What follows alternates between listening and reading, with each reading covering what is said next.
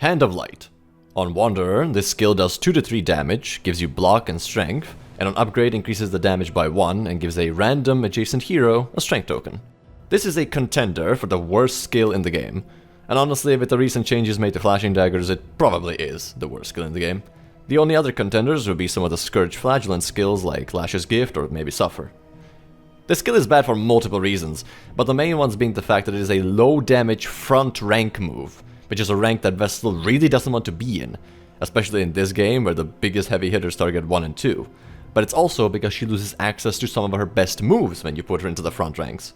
And if you get pushed back or someone gets pulled in front of her, you completely lose access to this move, where it essentially becomes paperweight on your skill slot. The second reason is that what you get for hitting it is just not worth the skill slot. You get either block or strength depending on the path you're using, but again, it's meaningless. Vestal already has much better ways of generating either one of those, be that either via Consecration of Light or Sanctuary, both of which have a much better trade-off. And also, giving strength to Vestal, of all the heroes you picked at the crossroads, is generally just a bad idea. Her moves don't warrant a setup of 2 turns just to get a tiny bit more damage out of them, considering that not only does a token apply before the Conviction double damage on Bonk and Judgement, but also just the fact that any frontliner already hits way harder than her with their base damage. This move does change on her pass, but the changes are so minimal you might as well completely ignore them. The most usable variant of this move is definitely on Confessor, where you cleave the front 2 ranks and apply weaken to them. Unfortunately, this move gets hard power crept by goddamn Carcass of all things, or even just base Yop in general. And this is a trend that Vestal's moves will continue to have as we move down the list. Illumination. On Wanderer, this move ignores dodge and stealth, and if it connects, removes all dodge and stealth on the target. Now this move actually isn't inherently terrible, but it has some issues nevertheless. The first issue is this move doesn't ignore blind even on upgrade, and instead now also applies a non-resistible debuff where the target cannot gain dodge for 2 rounds. Sounds good on paper, but outside of like Dens and maybe a specific Confession boss, this buff almost never matters. The biggest issue with it not ignoring blind is the fact that if you are blinded and you try to hit an enemy to remove their dodge, if you miss the enemy because of the blind, you will not remove any of the dodge or stealth tokens due to the way the ignore mechanic works. This brings up another issue where this move is ultimately power crept by fucking Heartlight, which does ignore blind on upgrade and also removes it on your team, whilst doing the same thing as Illumination on the entire enemy team rather than a single target. On Confessor, this move also ignores dodge and stealth, but instead of removing dodge, it removes stealth and then 2, or 3 on upgrade, random positive tokens on the target. Same issue applies here with the blind, but also for whatever reason, it cannot be used in rank 1 on this path. So if your Vestal gets shuffled into rank 1 by an attack or an enemy ambush or something, good fucking luck, I guess. Judgement. This is supposedly one of Vestal's main damage dealing moves, but I see it as a thought experiment in having worse on-hit damage than Searing Strike, whilst only applying more burn than Searing Strike after the upgrade. Mastered Searing Strike does 4 to 7 on-hit damage with 3 burn, so the effective damage is 13 to 16 with no setup. Mastered Judgement, with all conviction buffs, hits for 8 to 14 and 4 burn. So the effective damage would be 17 to 23. The numbers alone might make it seem like Judgement is better, but remember, this is with the conviction buffs, which she would either get over the course of 3 rounds, or via Chaplain tanking hits somehow. Bonnie hitting Searing every round for 3 rounds with no setup already outputs faster damage than Vestal could ever wish for with a single fully buffed up Judgement. And in fact, by round 3 you want to have most of the enemies already almost dead anyway. Now on Confessor, this move loses any potential to deal damage, and instead applies weak and vuln on a single target. Sounds cool, right? Well, fuck no. At best, it's a way to quickly burn conviction, which I have no idea why you would want to. And at worst, it's power crept to hell and back by antagonist coup de grace. Now that move does also require setup, but Duelist gets the stance she needs to do the same thing as a fully buffed Judgement by hitting Flesh, arguably her best move. Too much setup for, at best, a decent reward is the biggest issue with Judgement, really. Divine Grace.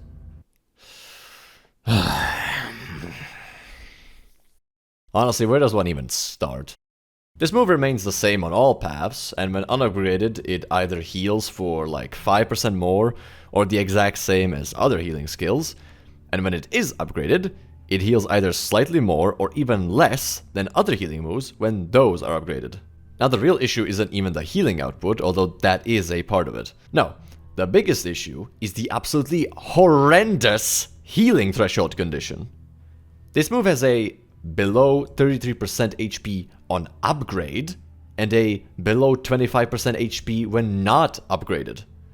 No other healing move has that low of a HP threshold without mastery. The lowest threshold a move has ever gone is below 33%, which is Adrenaline Rush, Absinthe, and Solemnity, all of which are much better moves without even upgrading. Meanwhile, Divine Grace requires an upgrade to even be usable. Now this move does have interaction with Conviction, but it is barely relevant. Since the HP threshold is so low, you might not even get a chance to heal them unless your character is basically almost dead. And at that point, it only recovers them to 50% at best. Now that alone is bad, but the fact Red Hook thought it was completely fine to give this button a 2-turn cooldown is the biggest nail in the coffin for this move. Like, why? Like, just why? Tell me why you had to do this. Just give me an explanation, please. Terrible threshold, with a mediocre healing output, with a way too long cooldown. Which for a move that's basically the dedicated healing button, as you can imagine, is pretty bad. Consecration of Fortitude. It took 5 moves, but we finally arrive at an actual decent skill in Vestal's skill set. Unfortunately, this one is also not particularly amazing. This move is the same on all paths, except on Seraph, where it simply increases the duration and cooldown to 5. This move is unique in the way it works, since it's a buff you apply to a rank, and when a character in that rank gets their turn, they receive either a block or a dodge token. This is nice, but you will almost never get value from this in round 1, because Vestal is about as fast as a garden snail, meaning you will be placing it down onto a rank at the end of round 1. Like I said, this move isn't bad, but it's not exactly great either. But I'm not going to pretend like it is completely worthless. It has certain niche usage and it can be very good in those specific situations. Ministrations. 2 decent moves in a row? Am I reading the correct character? Ministrations remains the same on all paths and is a dedicated dot and daze and stun clear button. The skill has really only a couple tiny issues, the biggest one being that PD already does the job better in a sense, since she can clear both dots using Battlefield Medicine and any negative token using Indiscriminate Science, whilst bringing a much better heal along with it. This move does have the advantage in the sense that it is still a dedicated stun and daze clear, which this game is honestly starved at having. That being said, this move does also have a 1-round cooldown, meaning your best time to use it is when the dot has already piled onto a character to get the most value out of it. You don't need to, but the game sort of pushes you into wanting to. This button also suffers with the limitation of not being usable in rank 2, which really cripples the playstyle of Vestal being up front, since this move is locked behind rank. Nevertheless, this move is fairly decent in its utility, and only has very minor issues holding it back, compared to, well, all of Vestal's other moves. Mace Bash. Once again, this is supposedly Vestal's other damage-dealing ability, and yet again we run into a problem with that statement. This move remains the same on all paths, and does 4 to 6 damage and then 6 to 8 damage on Mastery. This move, while extremely fun, pretty much suffers from the fact that it is a front rank move, and that fact alone. By putting Vestal into this rank, you lose out on Ministrations, Grace as a potential fallback heal, and in order to deal any significant damage with it, you need to, once again, wait 3 rounds for your Conviction. Though this one is actually fairly decent if you run it on Chaplain, since you can generate Conviction very quickly by getting hit, so you might get a better value there. For whatever reason, Red Hook thought it was necessary to hide the double damage behind 3 Conviction, instead of 2, like on Judgement. So yeah, have fun with that. Sanctuary. This is Vestal's dedicated guard move, and honestly, it's actually not that bad. Nevertheless, it still has some minor issues. The first issue is the fact that unlike Defender, this move has a cooldown, making it, once again, power crept by another character, and making damage redirection using guard much harder. The second issue is that on upgrade, the block doesn't change to block plus, nor does it increase the amount of guard tokens. It instead gives Vestal the ability to stress heal the guard target. This is nice, but sadly it doesn't stress heal Vestal as well, so it's unreliable at best.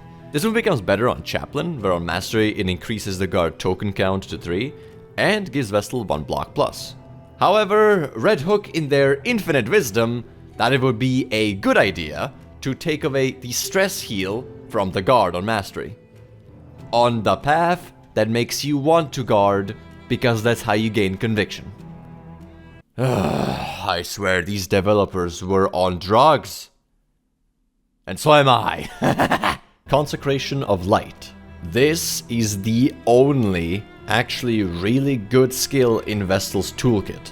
This move, just like its Fortitude variant, remains the same except on Seraph, which simply increases the duration.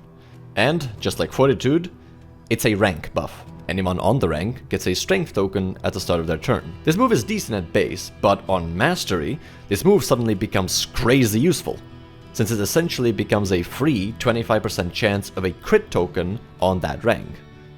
Crit tokens are one of the most powerful tokens in the game, and they are insanely hard to remove, since they have no inverse.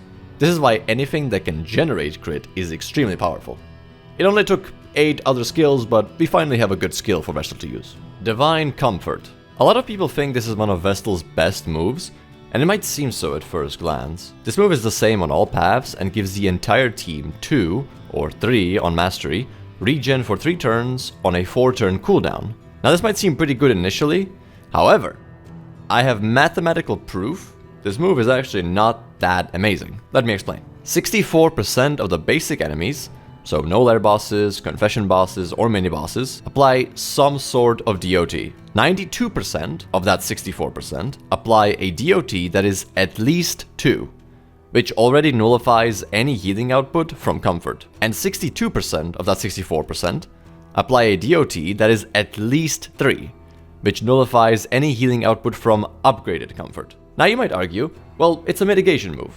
And I would be inclined to agree, if Ordainment didn't exist. Ordained enemies just make any kind of mitigation move, aka Ounce of Prevention, Divine Comfort, non-mastered Undying to an extent, just completely meaningless. If I included Ordainment into the percentage tables, you can see how this problem becomes much, much worse. Now this isn't so much even a comfort issue as it is an Ordainment issue, but it's definitely a thing to keep in mind. So sadly, until Ordainment gets addressed, this move is mediocre at best at doing its job. Mantra.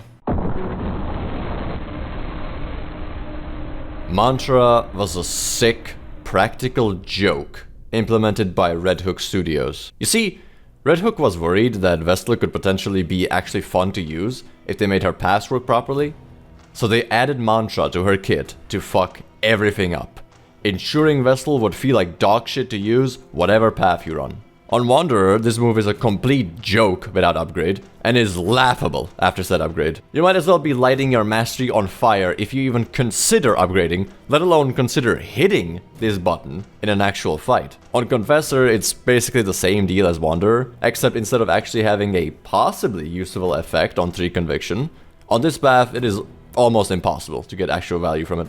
Now on Chaplain, this move turns from really bad to outright fucking unusable. It's the only variant where the condition is a target being guarded, rather than they have a consecration on a rank. Sounds like a good idea, since Chaplain is the tank path, right? Fuck no, it is not. The condition being guard is so anti-synergy, it's actually insane. If you're guarding a person, there's a very high chance those guard tokens will be gone by the time you get another turn with Vestal. Because, surprise surprise, that's the damn point of a guard. And even if you manage to get a turn while guard is still up, your reward is healing a person that can't get hit anyway, since they're still guarded. And if they are still guarded, you most likely don't have the conviction tokens from getting hit. You are more likely to witness a fucking solar eclipse happening than you are to get value out of this horrible skill. Some wise guy also decided to give this version of Mantra a 1-round cooldown, just in case you want to take a screenshot that you actually hit Chaplain Mantra the round before, I guess.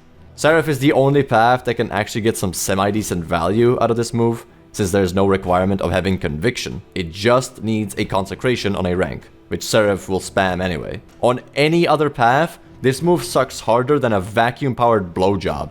If you ever consider running this skill on a non-Seraph run, I suggest immediately turning the game off. lest you accidentally get traumatized by this amputated foreskin. In summary, Vestal is a thought experiment in how to make a character that not only fails at everything, but is also power crept by characters that came out 2 years before she did. Fuck this character, she can go to hell.